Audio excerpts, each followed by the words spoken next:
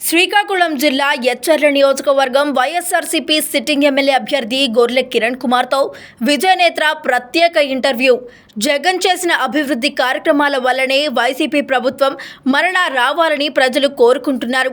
Chandrababu Naidu super 6 పథకాలు పెట్టినా, super 6 tea పథకాలు పెట్టినా 1 కేజీ బంగారం ఇస్తామన్నా ప్రజలు నమ్మరు. మేము చేసిన అభివృద్ధే మమ్మల్ని గెలిపిస్తుంది.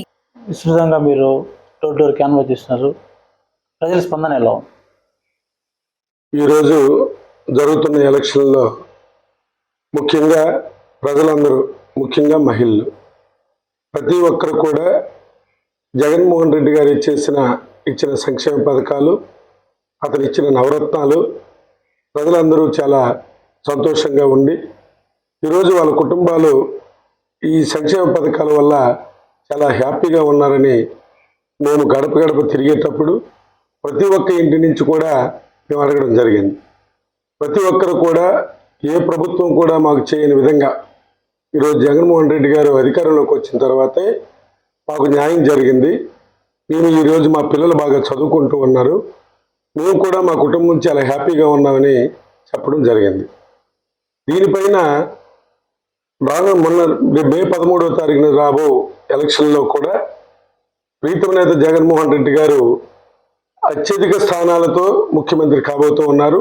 175కి 175 స్థానాలు కూడా గెలిచే అవకాశం కంపల్సరిగా గెలుస్తాం, మళ్ళీ ముఖ్యమంత్రి అవుతారు. అలాగే మళ్ళీ ప్రజల్ని, మహిళల్ని అదే విధంగా ఇంకా అనేక సంక్షేమ పథకాలు ఇచ్చి ప్రజలకి ఆర్థికంగా వాళ్ళు బాగుపడే విధంగా అతని పరిపాలన సాగుతుందని నేను తెలియపరుస్తూ ఉన్నాను. ఈ కూటమి వాళ్ళంతా బీజేపీ, జనసేన, తెలుగుదేశం అందరూ ఒకటైనారు, మీరు ఒంటరిగా వచ్చినారు. ఒంటరి అని కాదు, ఇప్పుడు బీజేపీ, జనసేన, టీడీపీ అనే కూటములు జగన్మోహన్ రెడ్డి గారి సంక్షేమ పథకాలు ఇవ్వకముందు 2014లో కూడా ఈ క్రయం అనేది అప్పుడు కూడా పోటీ పడ్డారు.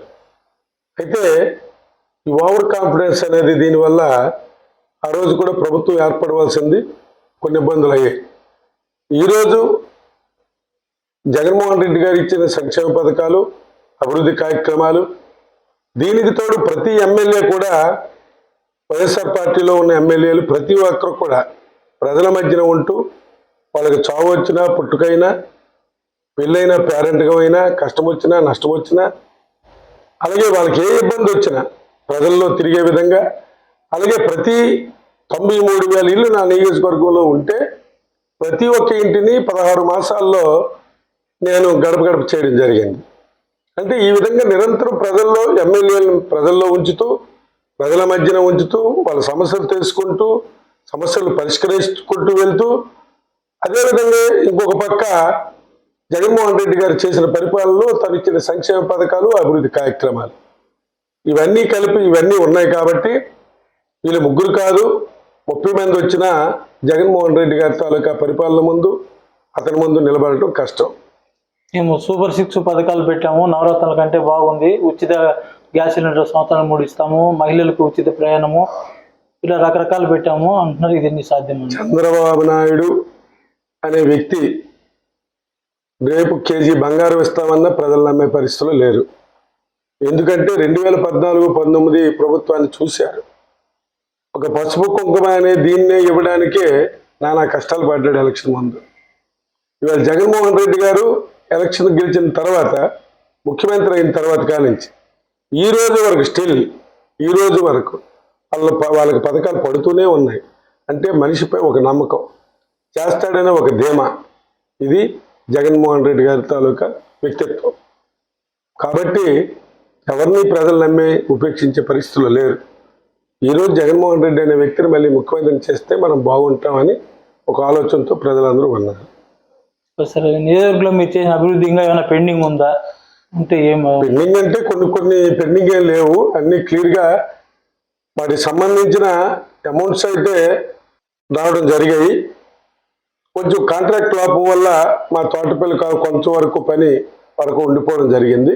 అంతే తప్ప ప్రతి ఇంటికి ఇంటింటి కొలాయి అనేది ఏర్పాటు చేసిన దీంట్లో 60% వరకు పనులు పూర్తి చేశాం.